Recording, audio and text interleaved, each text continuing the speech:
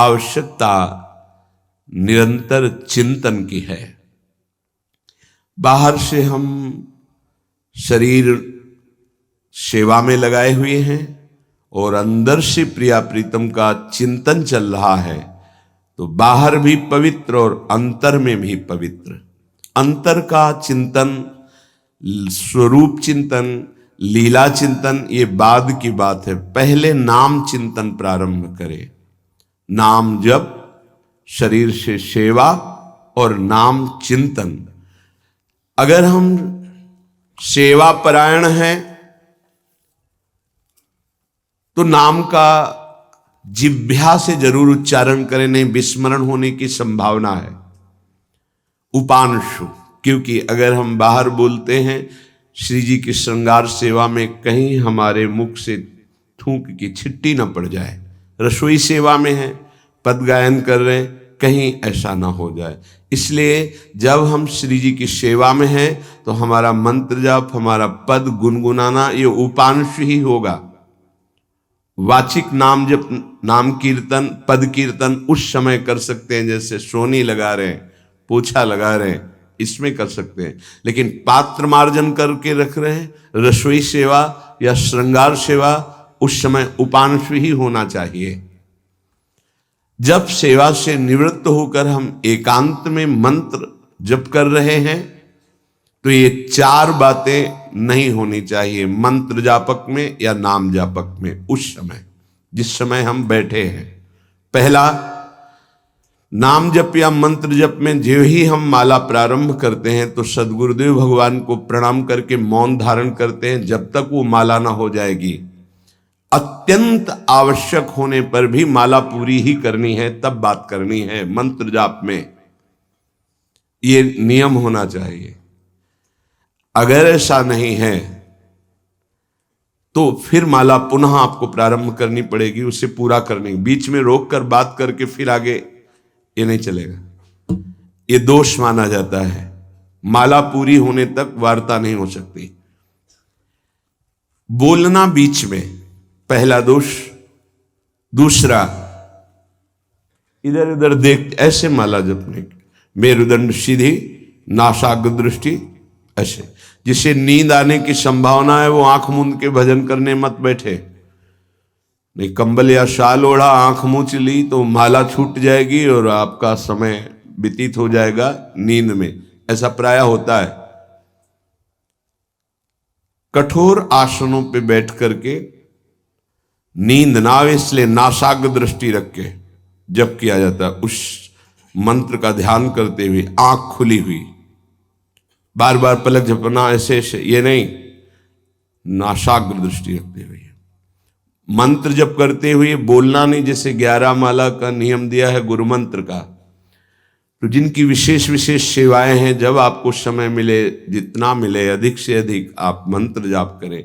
जब आप आसन पे बैठकर मंत्र जाप कर रहे हैं तो बोलना नहीं है, माला पूरी होने पर ही बात करें अगर कोई अत्यंत आवश्यक है। दूसरा, इधर उधर गर्दन हिलाना, देखना, ये नहीं। मेरुदंड सीधी, आंख खुली हुई, आंख मूंद के नहीं जपना। एक महाभागवत की पत्नी निरंतर भगवदाकार वृत्ति में रहती थी, तो उनके पति जब पूजा में बैठते तो आंख मूंद करके बैठते ध्यानस्थ से। एक बार उन्होंने पूछा, प्रभु आपके आंख मूंदने और आंख खोलने में अंतर पड़ता है क्या? तो उनका पड़ता है। तो बोले आपकी पूजा अधूरी। हम चाहे बाहरी दृष्टि में हो या आंतरिक दृष्टि में हो, एक ही चिंतन होना चाहिए। आंख खुली हो या आंख बंद, तभी सच्चा उपासक है। तीसरा,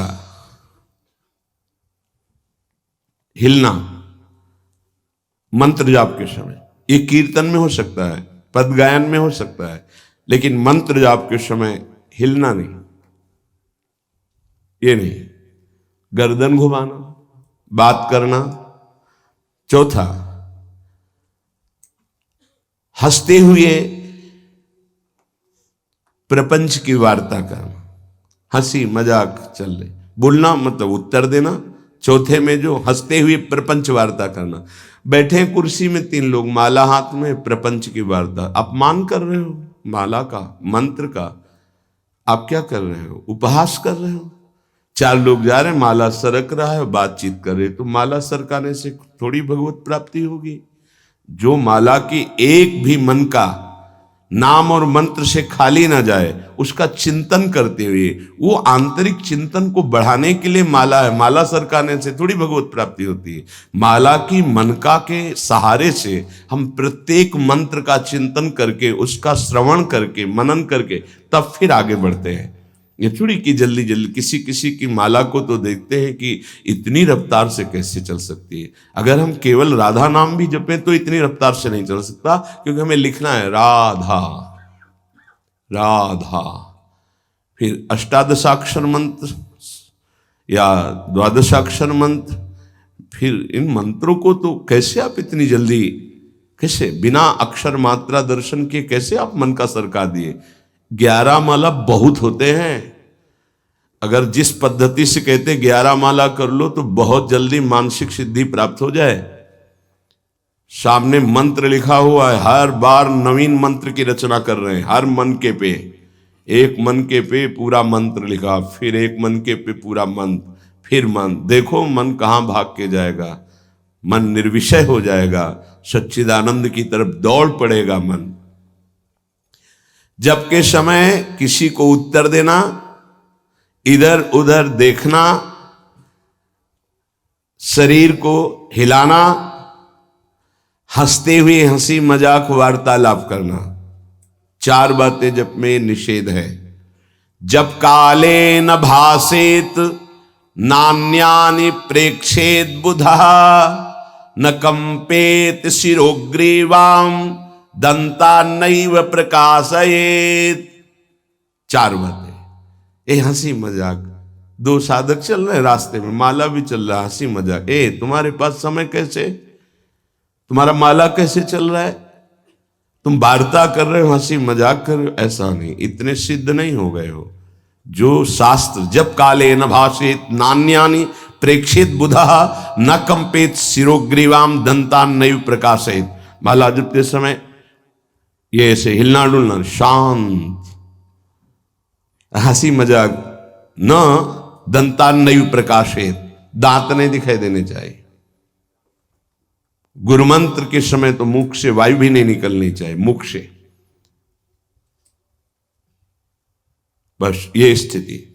थोड़ा दांतों के बीच में जगह है, जिह्वा का अग्रभाग ऊपर के दांत के जोड़ पे है, हल्की सी नाक की श्वास से मंत्र का उच्चारण है, उसी का श्रवण है, और नेत्रों से दृष्टि में हम देख रहे हैं।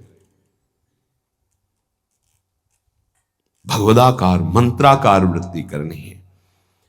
प्रभु के मंगलमय नाम उच्चारण करने से करोड़ करोड़ जन्मों के पापों का नाश होता है, ऐसा शास्त्र और ब्रह्म ऋषियों ने निश्चय किया है।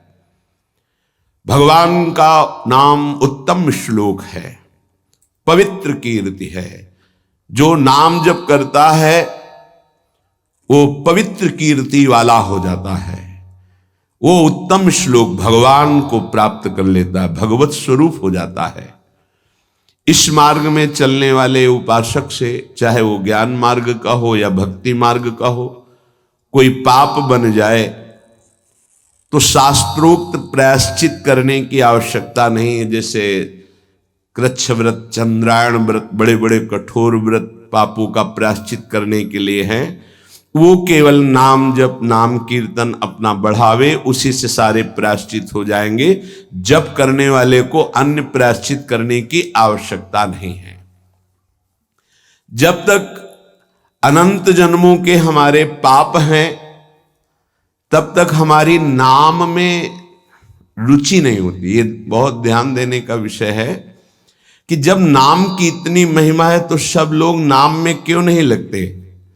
बोले इसलिए नहीं लगते कि इतने पाप हैं कि नाम की तरफ रुचि ही नहीं हो सकती। जैसे कोई कहे कि चीनी चीनी चीनी कहने से तो क्या मुंह में मिठास आ जाएगी क्या? भोजन भोजन भोजन करने से क्या पेट भर जाएगा क्या? तो ऐसे ही कृष्ण कृष्ण राम राम राधा राधा करने से क्या राधा मिल जाएंगे क्या? बड़े तर्क होते हैं ना दिमाग में। वो जड़ वस्तु है, वो न पहले थी न बाद में रहेगी, बीच में भी उसकी सत्ता नहीं है। नासतो विद्यते भाव। और जो भगवान को अधीन कर ले, भगवान से भी महान, जिसकी महिमा स्वयं भगवान नहीं वर्णन कर सकते। कहूं कहां लगी नाम बड़ाई, राम न सके नाम गुण गाई। वो इन भौतिक पदार्थों के नाम जैसा नहीं है, वो सच्चिदानंद है। स्वप्रधानमेव पुरुषोत्तम कीर्तनम पाप प्रध्वंसन हेतु। जो भगवान पुरुषोत्तम का नाम कीर्तन करता है, उसे अन्य साधन करे या न करे, प्रधान साधन नाम जप या नाम कीर्तन उसके सर्वस्व पाप का नाश कर देता है। किसी दूसरे प्रायश्चित के स्पर्श की भी आवश्यकता नहीं है। केवलमेव हरि कीर्तनम कृष्ण पापक्षर हेतु नान्य समुचितम नतरा मन्यांग भूतम। केवल नाम जप नाम कीर्तन संपूर्ण पाप और पाप प्रवृत्ति को विध्वंस कर देता है। अन्य किसी साधन के अंगभूत की आवश्यकता नहीं है।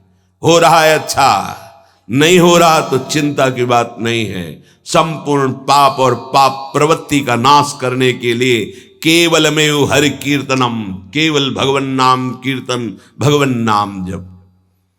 नरक हेतु संस्कार प्रायश्चित निर्वत्ते न सजाति योत्पादक भक्त्या पुनरुभव विधोपीति भक्तेरे वात्यंतिक शुद्ध हेतुत्व न कर्मणाम।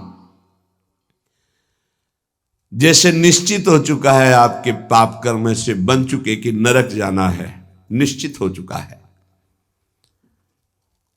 अब उसको मिटा सकता है तो केवल नाम जब मिटा सकता है, दूसरा कोई साधन नहीं है। न कर्मणाम, कोई ऐसा कर्म नहीं कि तुमको रोक सके नरक जाने से। ऐसे आचरण बन गए तो बोले नरक का हेतुभूत जो कर्म हुआ, जो पाप जमा हुए, उसमें भस्म करने के लिए और भी प्रायश्चित हो सकते हैं, लेकिन उसकी जो वासना है, जो संस्कार है, जो पाप प्रवृत्ति है, वो किसी में नष्ट करने की सामर्थ्य नहीं, किसी कर्म में। वो केवल नाम जप में है। नाम बड़े बड़े पापों को विध्वंस करके पाप के वासना संस्कार प्रवृत्ति का नाश कर देता है। संस्कार निवृत्त हो जाना है बहुत कठिन बात है। पाप निवृत्त होने के तो बहुत साधन बताए गए हैं। अतः एकमात्र नाम जप नाम कीर्तन पाप प्रवृत्ति पाप संस्कारों की निवृत्ति कर देता है। अत्यंत शुद्धि साधन मावृत्ति गुणकम कृष्ण कीर्तनम अत्यंत शुद्धिश्च सह वासनाभि पापानां परिक्षयः भविष्यद् भी पापैरनुपश्लेषः फलमावृतिः प्रारब्ध परीक्षये च युक्तमेवावृत्तोपेक्षणम्। यदि बार बार नाम की आवृत्ति की जाए, राधा राधा राधा राधा, बार बार श्री कृष्ण कीर्तन किया जाए, नाम जप किया जाए, तो किसी अन्य साधना से जो शुद्धि नहीं होती वो बहुत जल्दी ये नाम जप से नाम कीर्तन से होती है। वासनाओं के साथ समस्त पापों का नाश हो जाना अत्यंत शुद्धि है। भविष्य में कभी किसी पाप का संपर्क जो भूल से चूक से कुसंग से उपासक से बन जाता है, वो तत्काल भस्म हो जाता है। तत्काल इतनी भीषण जलन प्रायश्चित पैदा होती है कि उसके लिए नहीं कि अभी का पाप शाम तक भी टिक पाएगा, नहीं, तत्काल प्रायश्चित होता है। नाम जप से तत्काल ग्लानि, इतनी जलन क्यों, भस्म हो जाता है। और अगर उपासक चाहे तो प्रारब्ध का क्षय भी कर देगा। प्रारब्ध अर्थात जो शरीर भोग निश्चित हो चुका है। ऐसा न समझे कि नाम जापक भजन करने वाला प्रारब्ध क्षय नहीं कर सकता। हर रोग को नष्ट करने की सामर्थ्य है, पर वो अपने नाम जप की जो आवृत्ति कर रहा है, अव्याव्रत भजनात्, बार बार नाम जप कर रहा है, वो आराध्य देव के विधान को जानकर सुखी होने वाला उपासक हो जाता है। पाप क्षय हुआ, पाप की प्रवृत्ति का नाश हुआ, आगे भूल चूक से पाप हो जाए उसका भस्म करने की सामर्थ्य उसमें, प्रारब्ध को क्षय करने की सामर्थ्य होते हुए भी भक्त अपने प्रारब्ध को क्यों भोगता है? क्योंकि वो उस भजन से अपने आराध्य देव को प्रसन्न देख करके, मन जहां है सावई मना कृष्ण पदारविंदेव, अब उसे प्रारब्ध कोई दुखद नहीं लगता, अपने स्वामी का मंगल विधान लगता है, वो उसे सहज में भोग लेता है। यदि चाहे तो उसे तत्काल भस्म कर दे प्रारब्ध को। आगे इसका वर्णन करते हैं। अप्रारब्ध प्राचीन पापक्षय सकृत कीर्तनमेव साधनमिति निरपवादम अन्नवचनानि संत्य अनंतानि। प्रारब्ध से भिन्न पापों का क्षय समझना। अप्रारब्ध प्राचीन पापक्षय, बिना प्रयास के नाम जप से वो क्षय हो जाते हैं। प्रारब्ध के लिए संकल्प करना पड़ता है और भक्त संकल्प रहित होता है, इसलिए प्रारब्ध को भोगता है।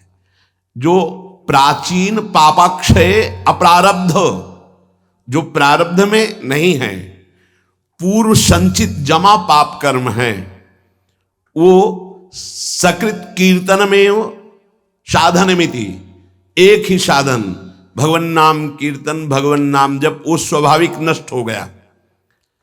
निरपवादम, इसमें किसी का कोई तर्क नहीं है, पर प्रारब्ध को क्षय करने के लिए संकल्प करना होता है। ये मेरा रोग नष्ट हो जाए, ये कभी भक्त नहीं कर सकता।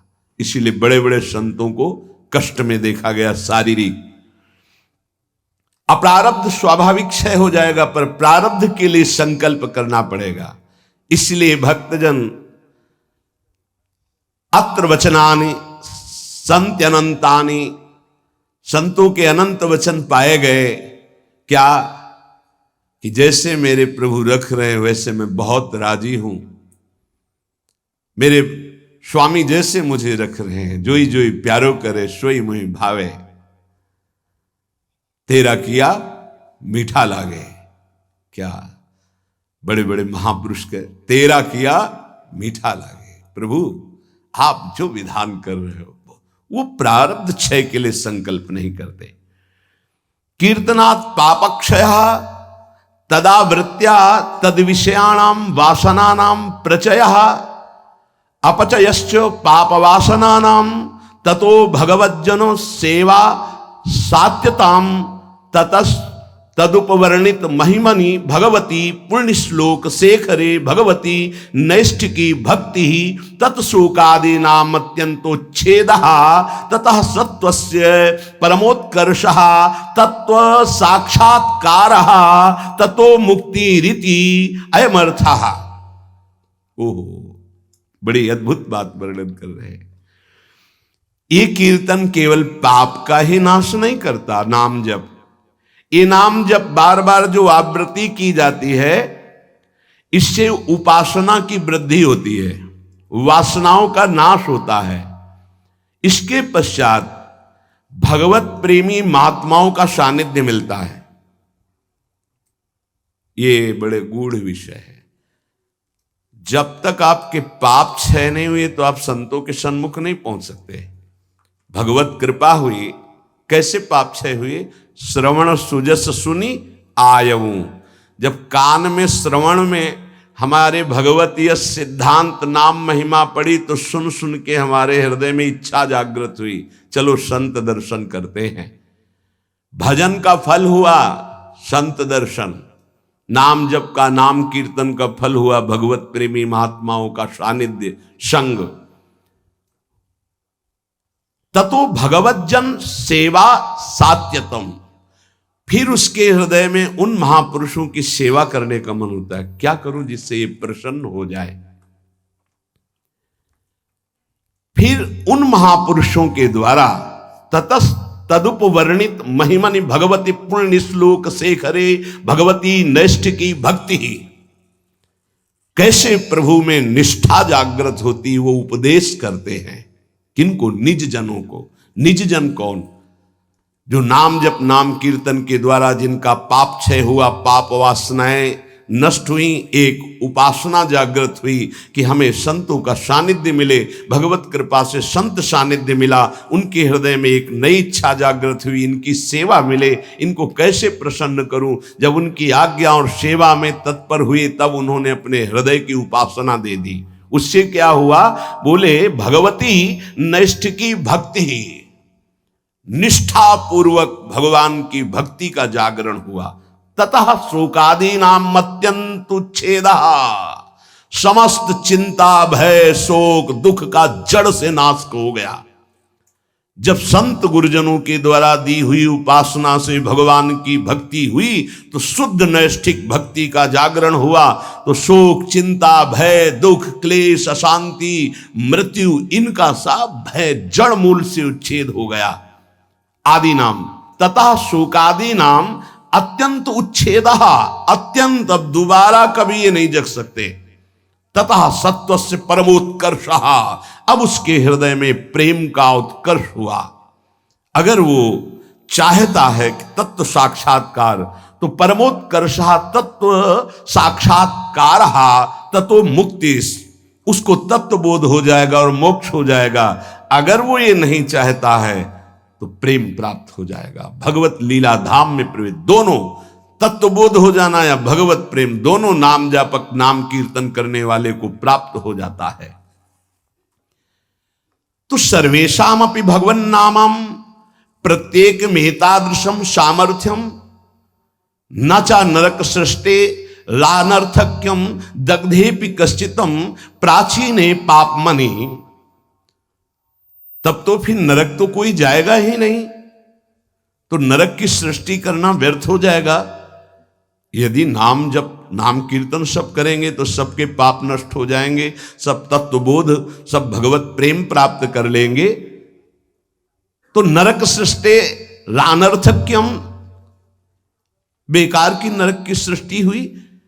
दग्धेपि कर्तचित प्राचीने पापमनि, क्योंकि पूर्व पाप ही नरक में दग्ध करते हैं, जलाते हैं, कष्ट भोगवाते हैं, और वो तो नाम जप नाम कीर्तन से नष्ट हो जाता है।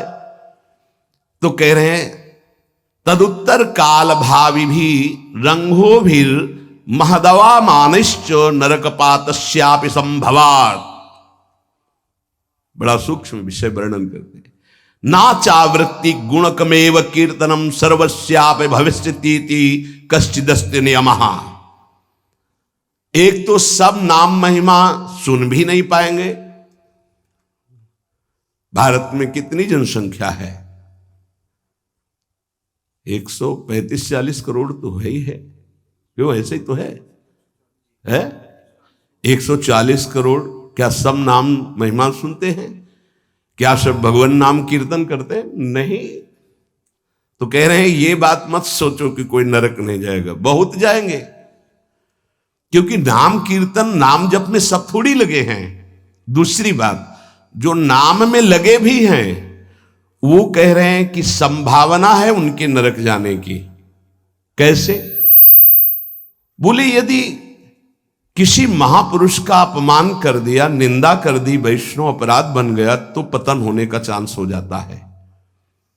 या आज्ञा शास्त्र की उल्लंघन करके कहीं ममता कर बैठे तो उसको पतन होने का चांस रहता है। बोले उदाहरण में आप बताइए कि नाम जापक कौन जो ममता करके अपनी स्थिति से भ्रष्ट हो गया? बोले अतएव भरत देवस्वापि ऋषभ देवे नानुग्रहीतस्यापि प्रतिबद्धा परोक्षानुभवत वादांतरायै रत्यंत सूक्ष्मन भगवद उपासना त्वाच तदुत्तर काल भाविना मृगाशक्ति रूपेण कर्मणा निकृष्ट देहारंभा मृगत्वपमपि। जहां निरंतर भजन के लिए राज्य और पत्नी और पुत्र आदि का त्याग किया भगवान ऋषभ देव जी के पुत्र भरत जी, वही मृग की ममता में आकर के मृगाशक्ति रूपेण कर्मणा निकृष्ट देहारंभा, निकृष्ट देह मृग की प्राप्त कर लिए। अगर ममता करेंगे चूक हो जाएगी, जन्म जन्मांतर के लिए कितना जाना पड़ेगा। उनकी सावधानी ये रही कि मृग शरीर में भजन किए तो अगले बोध संपन्न जड़ भरत जी के रूप में प्रकट हुए। अगर नाम जप कर रहे हो, भजन कर रहे हो और वैष्णव निंदा कर रहे हो, संत अपमान कर रहे हो, संत द्रोह कर रहे हो, तो आपको भ्रष्ट हो जाना पड़ेगा, अपनी स्थिति से गिर जाना पड़ेगा। जय विजय योश्च वैकुंठ वासिनोरपि ब्रह्मविदो मानादधा पतनम। ब्रह्मविद महापुरुष सनक सनंदन सनातन सनत कुमार का अपराध करने के कारण वैकुंठ में विराजमान जय विजय अधापतन को प्राप्त हो गए। ब्रह्मविदवमान जनितम ही दुरितम दुरत्ययम भगवद उपासनेनापि भगवद भक्तावमान जनितम च प्रपंचितम। कह रहे हैं कि जो ब्रह्म धाम में विराजमान वैकुंठ धाम में वो जब अपराध कर दिए भक्त का, सनक सनंदन सनातन सनत कुमार का, तो उनको 3 जन्म के लिए अधापतन हुआ और राक्षस भाव को प्राप्त हुए, दैत्य भाव को प्राप्त हुए। तो जो भगवत भाव मान जनितम च प्रपंचितम, जो प्रपंच दृष्टि रखकर नाम जप करते हो, भगवत भक्तों का अपमान कर देते, निंदा कर देते हैं, तो महात्माओं का अपमान करने से उनकी गति बिगड़ सकती है। इसमें 3 बात बताई। पहले तो सब नाम महिमा सुनते ही नहीं है, सबके कानों में ही नहीं पहुंचती। अगर किसी के कानों में पहुंचती है तो बड़ा भाग्यशाली ही उसे पकड़ पाता है, नहीं तो छोड़ देता है। तो ऐसे लोगों की गति दुर्गति ही होती है। दूसरे जो नाम पकड़ते हैं उनमें कोई भाग्यशाली होता है कि किसी की निंदा स्तुति ना करते हुए, नाम जप करते हुए आगे बढ़ जाए। नहीं तो जहां नाम जप हुआ अपने में गुणाभिमान आने लग की संभावना होती है, अगर साधु संग ना हुआ, वो दूसरे संतों की फिर अवहेलना, निंदा, अपमान। देखो भाई, एक ही प्रभु हैं, 10-20 प्रभु नहीं हैं। उनके नाम अनंत हैं, उनके रूप अनंत हैं, उनकी उपासना अनंत है, उपासना की पद्धतियां अनंत हैं, मान सकते हैं, लेकिन प्रभु एक हैं, इसमें कोई संशय नहीं। अब प्रायः एक धर्मावलंबी दूसरे धर्मावलंबी की निंदा करना ही अपने धर्म की महानता समझी जाती है। हमारी समझ में कम आता है। हम किसी की निंदा कर रहे हैं, किसी का अपमान कर रहे हैं, किसी की अवहेलना कर रहे हैं, तो हम अपने आराध्य देव की आज्ञा का उल्लंघन कर रहे हैं। एकादशी स्कंद में परमार्थ का जब निरूपण वर्णन हुआ बीच में, तो उसमें था ना किसी की निंदा ना किसी की स्तुति। समझ में नहीं आता। हम समझते हैं हम अपने आचार्य की बहुत महिमा गा रहे हैं, अगर दूसरे आचार्य की निंदा कर रहे हैं, दूसरे इष्ट देव के नाम की निंदा करें तो हम अपने इष्ट देव को बहुत प्रसन्न कर लेंगे। नहीं भाई नहीं, अभी समझ में नहीं आई, अभी बुद्धि ठीक नहीं है। सर्वम खलमिदम ब्रह्म ने नानास्ति किंचन। श्री कृष्ण चंद्र जी कह रहे मत्ता परतरम नान्यत किंचिदस्ति धनंजय, मेरे सिवा कोई नहीं, फिर तुम उनके दास हो। तुमको नहीं दिखाई दे रहा तुम्हारा आराध्य देव स्वरूप में? अवहेलना, उपहास, दूसरे धर्म की अवहेलना अर्थात अपने आराध्य देव की, दूसरे वैष्णव की, दूसरे संत की, दूसरे उपासक की निंदा अर्थात अपने आराध्य देव की। कह रहे हैं जय विजय योश्च वैकुंठ वासिनोरपि ब्रह्मविदव मानादधा पतनम। अधा पतनम, वैकुंठ से पतन होना असंभव, लेकिन इस असंभव पद से भी पतन हो गया महापुरुषों का अपमान करने से। और तो सब छोटी बात है। इसलिए ध्रुवदास जी ने भी सिद्धांत विचार लीला में वर्णन किया, भक्तन के अपराध सो डरपत रहो। या एक अपराध है जो बड़ी बड़ी पदवी से तुम्हें भ्रष्ट कर देगा, तुम्हारे सारे सुकृत नष्ट कर देगा। भक्तन निंदा अति बुरी भूल करे, जिनको के सुकृत बहु जन्म के चिन्ह में डारे खोए।